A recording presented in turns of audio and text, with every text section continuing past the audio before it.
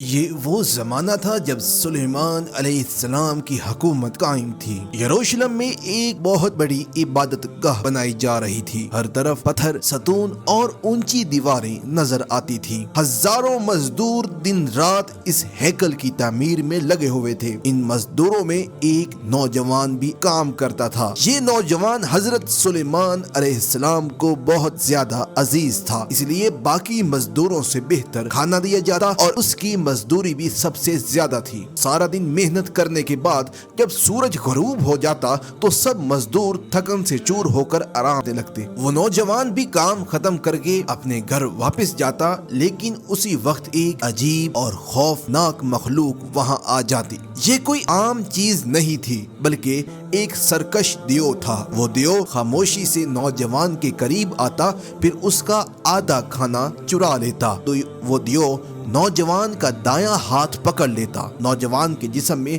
ایک سرد لہر دوڑ جاتی، اسے لگتا جیسے اس کی طاقت کھینچی جا رہی ہو۔ ہر گزرتے دن کے ساتھ وہ کمزور ہوتا گیا، چہرہ زرد پڑنے لگا، آنکھوں کے نیچے گہرے حلقے بن گئے۔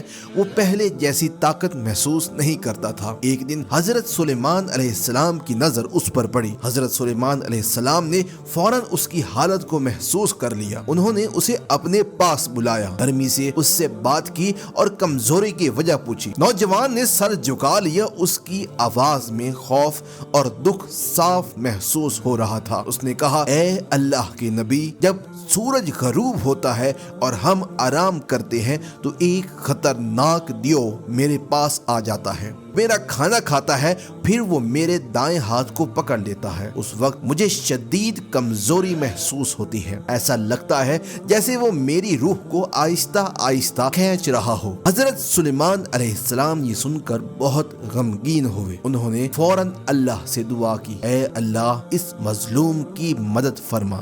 اسی وقت اللہ کے حکم سے ایک فرشتہ نازل ہوا۔ اس فرشتے کا نام میکائیل تھا۔ میکائیل نے اپنے ہاتھ میں ایک خاص قسم کی انگوٹھی پکڑی ہوئی تھی۔ اس انگوٹھی میں ایک قیمتی پتھر جڑا ہوا تھا۔ فرشتے نے کہا، یہ اللہ کی طرف سے عطا ہے، اس کے ذریعے سرکش جنات قابو میں آ جائیں گے۔ حضرت سلیمان علیہ السلام نے شکر ادا کیا۔ اگلی صبح انہوں نے اس نوجوان کو بلایا، وہ انگوٹھی اس کے ہاتھ میں دی اور فرمایا، جب وہ دیو دوبارہ آئے تو یہ انگوٹھی اس کے سینے پر مارنا اور کہنا، اللہ کے حکم سے سلیمان تجھے بلایا۔ نوجوان کے دل میں ہمت آ گئی، وہ انگوٹھی لے کر واپس چلا گیا۔ شام ہوئی، سورج ڈوبا اور وہی دیو آگ کی طرح دہکتا ہوا نمودار ہوا۔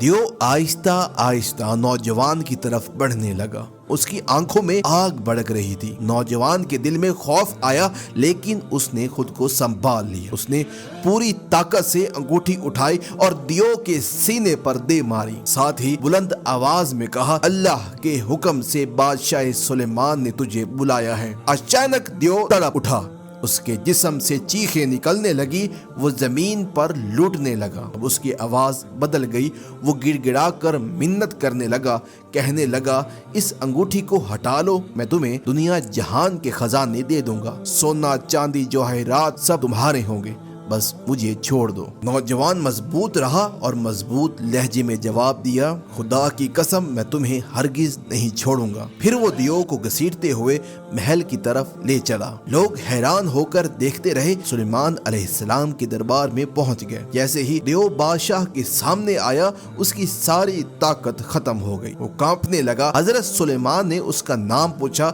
اس نے کہا، میرا نام برائنس ہے، میں لوگوں میں شہوت اور برائی پھیلاتا ہوں، ان کی نیند میں جا کر انہیں بہکاتا ہوں۔ حضرت سلیمان علیہ السلام نے اسے سزا سنائی، اسے حکم دیا کہ اب وہ بھاری پتھر اٹھائے گا اور ہیکل کی تعمیر میں کام کرے گا۔ برائنس نے مزید راز کھولنے شروع کیے۔ اس نے شہنشاہ جنات کا ذکر کر ڈالا، کہا، میں اس تک آسانی سے پہنچ سکتا ہوں۔ حضرت سلیمان کے حکم سے اسے بلایا گیا۔